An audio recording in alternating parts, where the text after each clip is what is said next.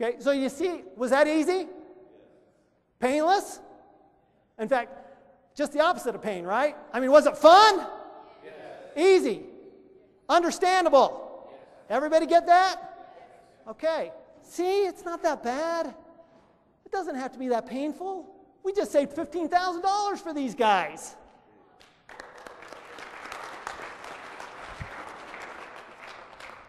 All right, we have a little bit of time still, right? 15 minutes. So I'm going to give you a bonus question. And that's, how do I organize my business for the best tax benefits? Well, we just had a demonstration of that, didn't we?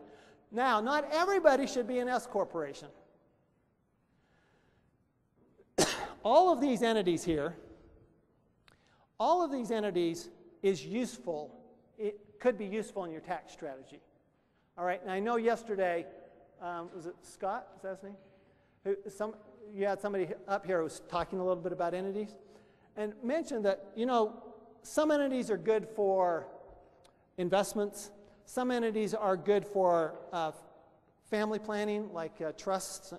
Trusts are good for that. Some entities are good for business. And it also depends on the type of business. This is all part of when you sit down with your new tax advisor and you ask for that evaluation, right? Should start talking about what type of entity should I have. Well, I'm going to show you what, I'm going to give you a nightmare situation, okay? Now first I'm going to give you just a little bit of background on these different entities. Now we know that a partnership, right, all that income flows through to the partners. We just talked about that. So it's taxed on your personal tax return. It's called a K-1. You get that with tax time, and you report that income or loss on your tax return. Sole proprietorship, same thing. Goes right, that actually goes on what's called a Schedule C, goes right on your tax return if it's a business. Corporation. Now, two different types of corporations in the United States. There's a C corporation and an S corporation, and can an LLC be either one? Yes. We can elect to tax an LLC as a C corporation or as an S corporation if we want to. All right, it's a very simple election. Jack over here is running out to make that S election right now. So the C corporation is a little different, though. A C corporation is a little like, you know, think a big company. Big company would typically be formed in a C corporation. And the difference with a C corporation is that with an S corporation, all that income from the S corporation is taxed to you, the shareholder.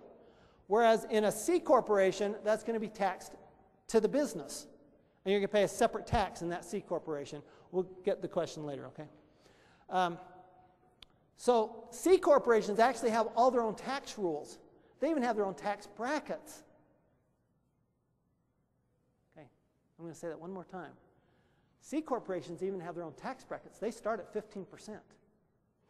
So if you're in a 35% tax bracket with some of your income, would it be nice to have some of that income shift over to a C corporation that was at a 15% tax bracket?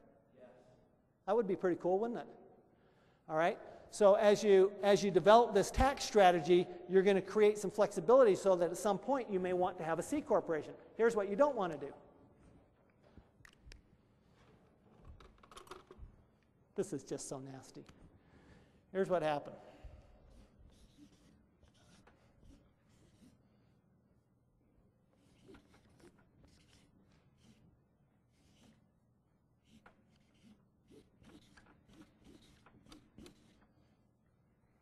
Okay.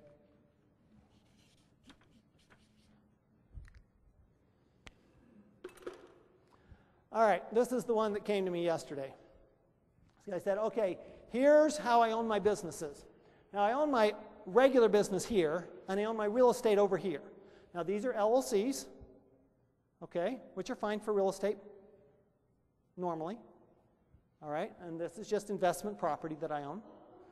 This is my operating business. Okay, an S corporation, we just talked about S corporations being good, right, Victor? So what's wrong with this? Well, here's our little challenge. They're owned by a C corporation. First of all, C corporation can't own an S corporation. It's illegal. And in fact, if it does, then that S corporation becomes a C corporation. So now, they no longer have an S corporation, they have a C corporation. Now they have 2 C corporations.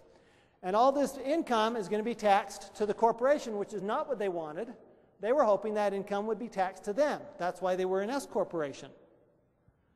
The real estate is another problem, because real estate, first of all, does anybody here own investment real estate besides me? Okay, do you ever see losses from that investment real estate? Okay, especially now, where rents are low and interest rates are high. So, if you have those losses, wouldn't you like to use those losses to offset some of your other income? Would be nice, right? But here, what happened to those losses? They're trapped up here in this company. All right? They're trapped here. In addition, anytime we wanted to move this real estate out of the, if we wanted to refinance or anything else, we'd pay an additional tax. And I'm not going to get into all that.